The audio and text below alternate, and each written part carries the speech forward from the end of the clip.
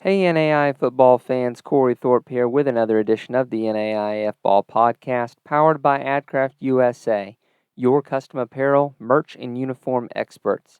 Our friends at AdCraft have been with us for many years now. They've run web stores for us multiple times. These guys are NAI fans and family who are experts in the apparel and merchandise world. AdCraft allows you to take the hassle out of ordering.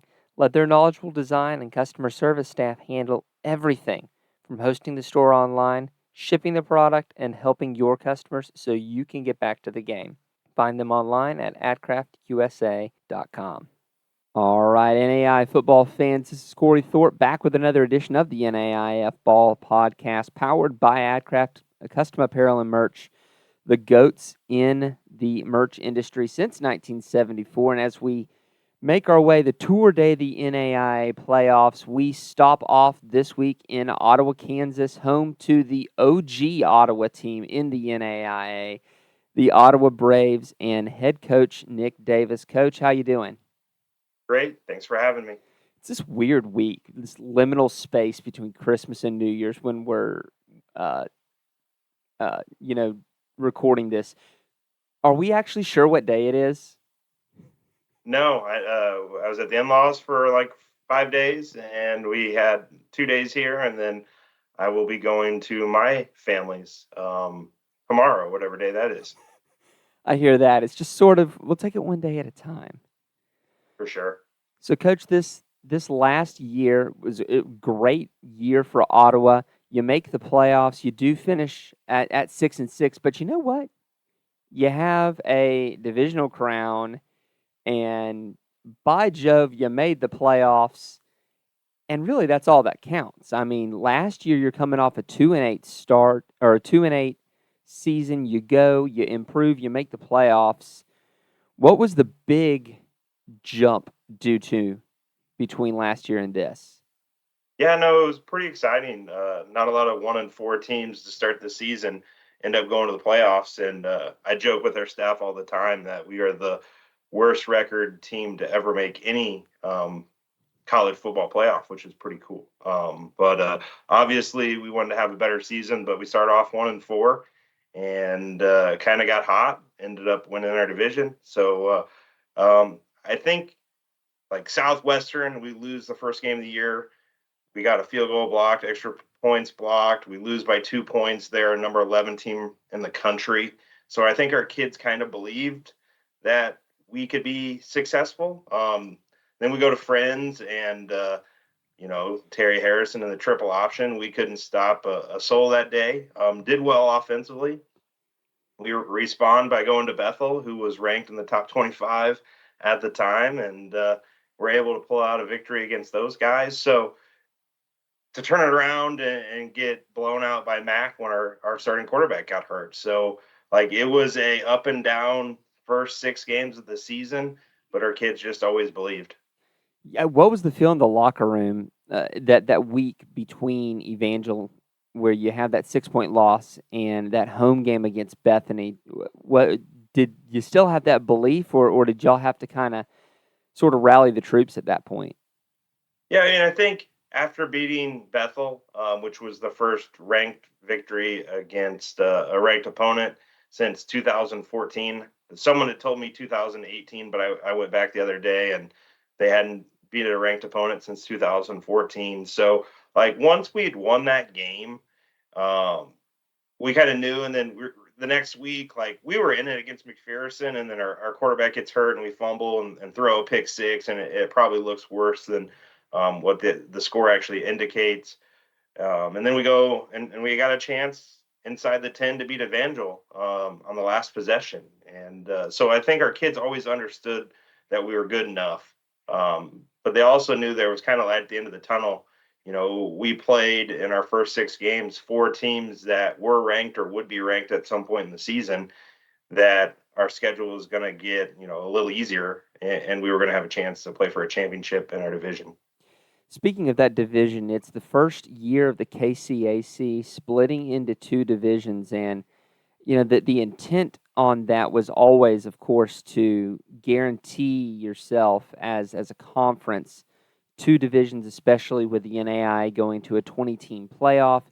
The auto bid is a true auto bid.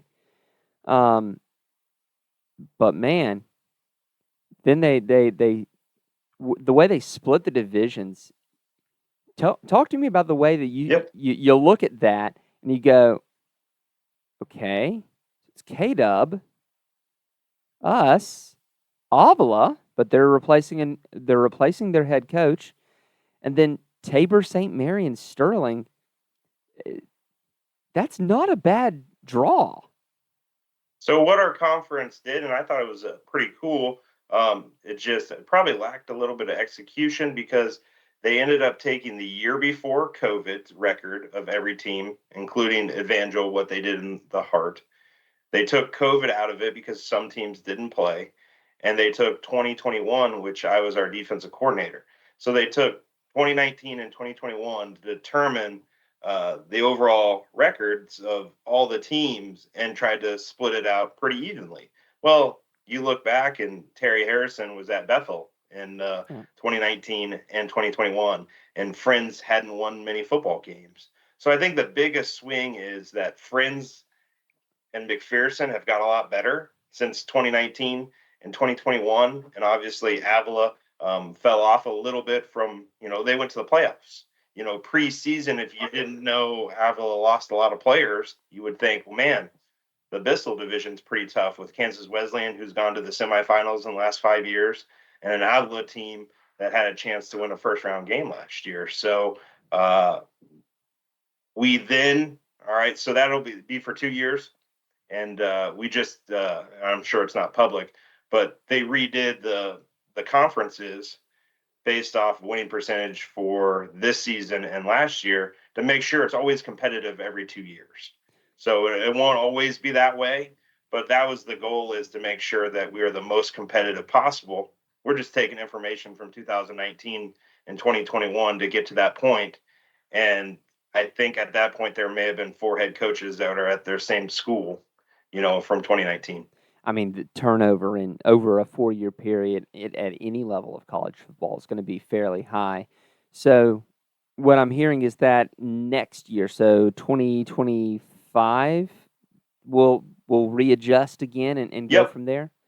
I really like We'll that readjust, system. and it'll go off the last 2 seasons winning percentage. And kind of what they did was the top team is on one side, the number 2 is on the other. The worst team is with the number 1. The 11th best team is with number 2, and kind of snaked it that way. So there's a few tiebreakers, but it would be pretty easy for you guys to figure out, at least initially, where people would be. But I don't think the KCAC wants me to say anything until it gets released. I mean, I really do like that system, and that is one really huge advantage of pretty much everyone being in Kansas or very Kansas adjacent.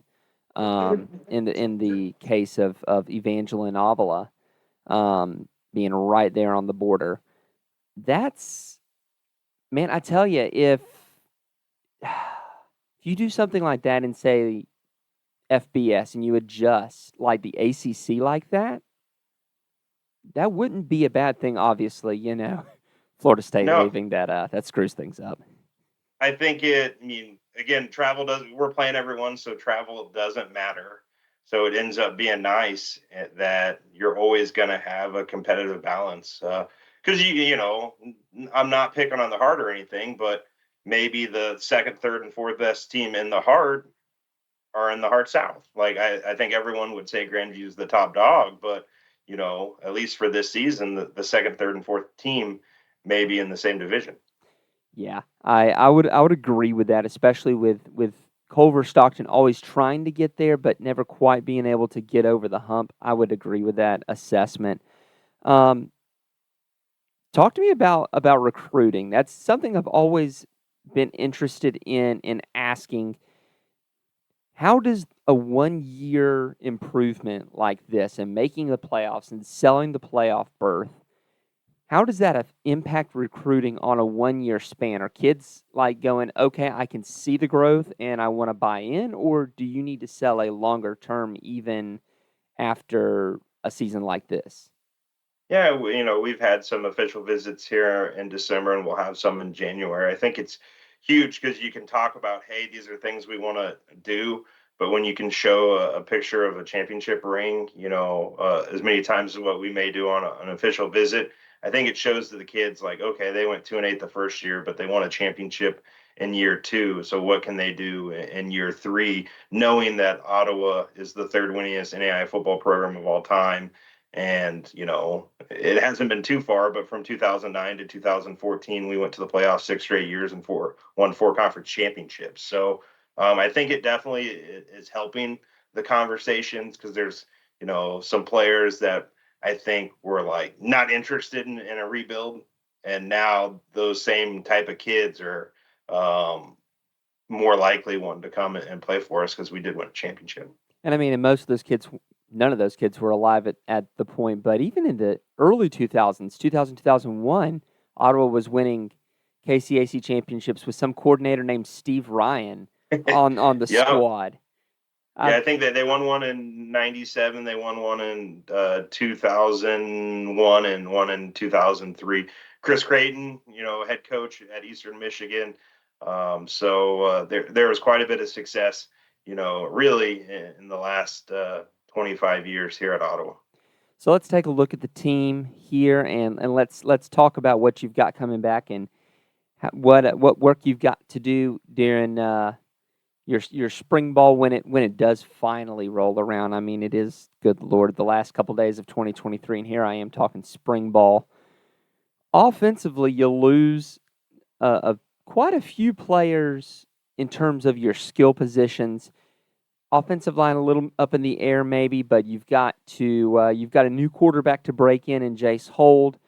You're replacing first team All KCAC Winton Ruth, who had 1,200 yards and 12 touchdowns. And, whoever you do bring in a quarterback, he does have a majority of his wide receiver yards coming back, led by Jaden Johnson. But talk to me about kind of rebuilding that offense. Yeah, our offensive line, uh, of the seven guys that started football games for us this last year, all seven have a potential chance to come back. We got two seniors that are trying to make their final decision on whether they'll go to grad school or they're going to, pick up a second degree or something and come back and play in the fall. Running back, we lose our top three ball carriers, but Winton Ruth wasn't even on our roster at this time last year. So we had a kid, Jared Daniels, who was just as talented as him. We've done pretty well on transfers that have 1 year left, whether it's grad school or like Winton Ruth was an amazing student as well, and probably could have been an academic All-American because of his grades. So but we got a bunch of young guys that are pretty talented on our roster as well. And then shoot, man, we played three freshman wide receivers, a sophomore wide receiver. They had a majority of our yards, so we're pretty excited there. And it'll really be the quarterback position. And Jace Hold is a talented young man. We have a freshman, Caleb Morris, who's pretty talented too. So Jace came into our preseason camp with a little bit of an injury, so we were able to redshirt him this year. But he's just as talented as Billy, and probably has a little bit. He's definitely has a little bit more speed than what Billy Maples had for us. And that's pretty impressive. I mean, Maples was no slouch running the football, 5 touchdowns a year ago, 3.8 yards per carry, and that's including the sacks. I mean, that's always look. Unless you're going to sit there and really do the math, I'm going to include sack yardage because I'm lazy. But that's what you want to do. I mean, that's always your main bread and butter. There is trying to figure out how to run the football. Yeah, Billy was slow enough. I don't think that anyone cared about him running, but fast enough to hurt you. Probably ran a 5 second 40, but pretty crafty. Our offensive line only gave up 10 sacks on the season, and we didn't give up a lot of tackles for loss. So Billy was pretty good, and a lot of our touchdowns came on Billy kind of getting outside of the pocket and getting the ball to some playmakers. We had a 3rd and 31 against St. Mary where Billy got out of the pocket, chucked it to one of our freshman wide receivers, and he ran 50 yards for a touchdown. And we looked like geniuses as coaches. I was about to say, I thought I remembered Billy getting some rushing yards in that Dort game, and it being him getting out a little bit. Yeah, he had 69 yards on Yep. 12 carries. I mean, and only 5 yards lost. That's probably only like one sack. So, I mean, Yep. the dude. I mean, I've seen slow quarterbacks and I've seen slow quarterbacks, but I mean, he didn't look too out of place there. No, he's Defensively, a traditional, probably high school power forward. So you know can hurt you, but you don't want him on your track team. That's for sure. that's fair. He actually is on our track team. He just throws the javelin. I think he finished fifth in our conference in the javelin last year. Yeah, you do need big bodies to do the throws, whether it's the hammer, the javelin, and those sort of power things. You don't see very many skinny people throwing javelins. No, no, and forgot important. They'll get madder. Both of our tight ends are coming back. So Nice. Isaac Gibson and Eric McQueen, which I think was a huge part of our success. We rotated those guys, but they played pretty much every play of the season. Yeah, I mean, whether it's finding play action opportunities down the field or using them as additional gaps for your running game, tight ends are such an important part of a modern offense. Defensively, really the only kind of holes you've got to fill there is going to be in your defensive backfield. Elijah Hahn Blewett is coming back, but you've got an all conference selection coming back at both your front seven positions there. Defensive lineman James Gladden had 90 tackles a year ago, 14 for loss. Good grief.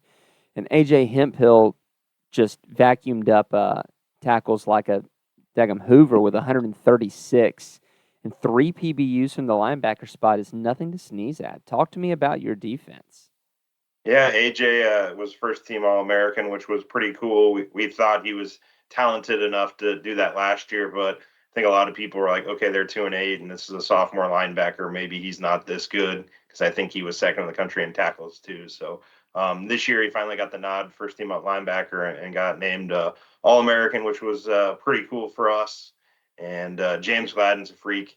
He 4-year starter for us, coming back with his COVID year. So pretty excited about him. And we got a lot of other talented guys, on our defensive line that we're pretty excited about. Really don't lose much to graduation. We lose Samad Ali, who was a really good football player for us, and kind of that front seven. But most of those guys are coming back, and a lot of those guys have played or started for us for 3 or 4 years. So we're really excited about those guys on defense.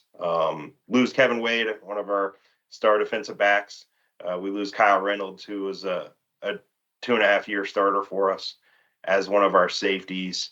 And but we should get 3 or 4 returning starters that played for us at different points in the season coming back for us in our secondary. So, one of the neat things about Ottawa, as I've been privileged to work alongside your athletic department, mostly on the flag side, but you know, through working with them, it is hard to find a more professional sports information department um, anywhere in the NAI landscape, and where you find a good sports information department that stays around and sticks together, you're going to find an athletic department that really does a great job of supporting its sports, supporting its coaches.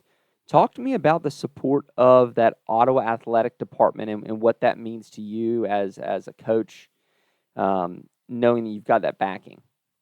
Yeah, I mean, it starts with Araby Connor, who was our former athletic director, believed in me, and she had been around for 20 some years. I was a graduate assistant at Ottawa in 2010 and 11, and then came back in the 21 season to be our defensive coordinator. And when Coach Kessinger, who was our head coach for 18 years, retired, she thought I was, good enough to take over the program and run with it. And then, once she left, Bruce Tate stepped in as our interim athletic director for this season, and he's awesome. He actually played football and basketball at Ottawa as well. Like, there's a lot of people you start going through the coaching directories that either played or went or knows someone who went to Ottawa. Katie Tooley, our sports information director, former athlete at Ottawa University, and she's been around for a long time, and she's awesome. Mike Doug, who does a bunch of our interviews, he's an alum. So it's pretty cool. There's about 7 or 8 coaches on campus that have been around for 20 plus years. There's a professor who's on his 50th year Good teaching grief. at Ottawa University. So it's a pretty special place. And uh, Coach Kessinger was big on family atmosphere. And it's not just a football thing, it's really across our whole entire campus. And when I took over, I asked our kids what we did best, and it was family atmosphere. And my offensive coordinator played here. My defensive coordinator was a graduate assistant here. 3 of my young coaches either played here or they have a brother on our team right now, and our one GA's brother may be coming here next year. So it's when people say family, it really is a big family atmosphere. Our dean of students, I coached here, so a lot of big football support and athletic support here on campus for sure. Katie Tooley is thebomb.com. Had the absolute pleasure of working with her the last couple of flag national championships, and man, anything I've ever needed, I've had it to make sure that me up in the booth could sound professional and I wasn't sitting here mispronouncing names, because nothing will make a mama come at you faster than mispronouncing their baby's name. Um, Talk to me though about you've got this long football history. Now you've got this flag football history and this dominance.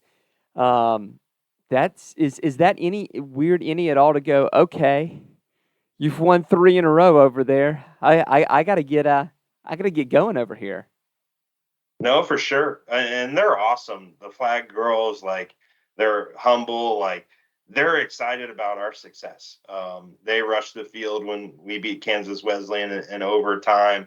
Like, our guys get excited about them winning. So I think at the end of it, like, a lot of these girls haven't played football their whole entire life. So they're learning so much about the game, whether it's, during their season, or we have, I think, 4 of the girls that are on the flag team work as assistant athletic trainers for our practices. So we have a pretty good relationship with those young ladies. They're awesome. The Sauer sisters are awesome. Like, if they weren't so busy, I'd want them to help coach us. And Coach Anderson, our offensive coordinator, helped them in their this last national championship run down in Atlanta. So it's pretty special. But yeah, they keep winning national championship rings.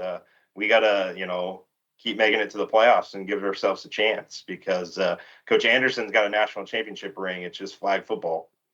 Yeah, I've always wondered if Thomas were ever to make it, if they get the play-by-play guy a national championship ring. But we've got to get past Ottawa first, honestly.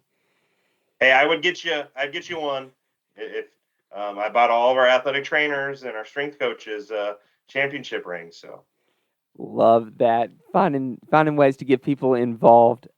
Absolutely love it. So we know that in football, as in life, you're not constantly trying to find ways to make progress. I mean, it's that time of year. You're making New Year's resolutions. I mean, it doesn't matter whether it's on field, off field, football life, Christian walk, whatever.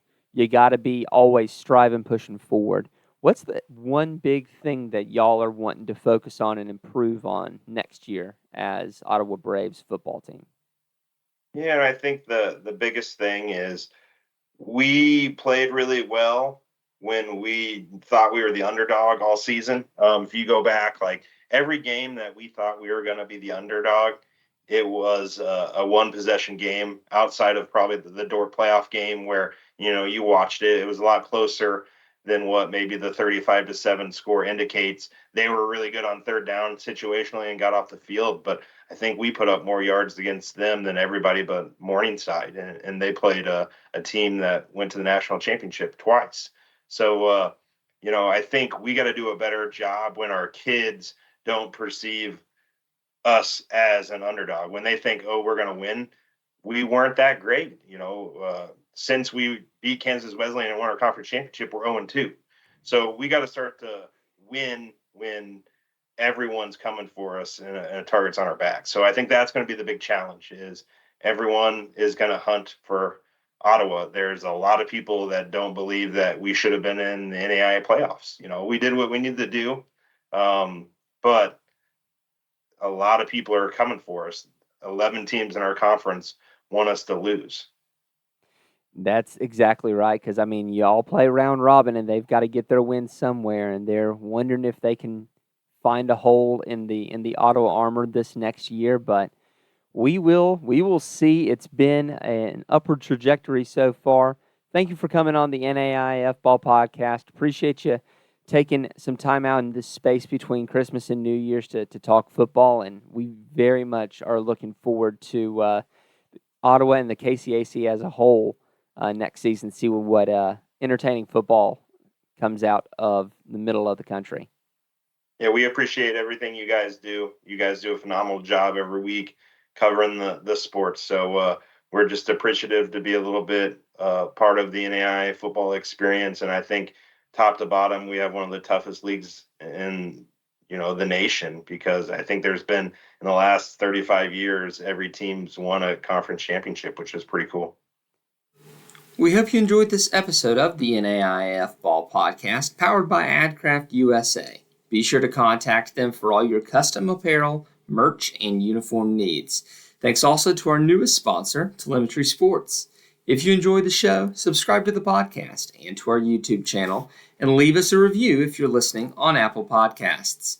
As always, if you'd like to support what we do, head over to patreon.com/NAIAFBall and become a patron. We can't do what we do without our sponsors and listeners like you.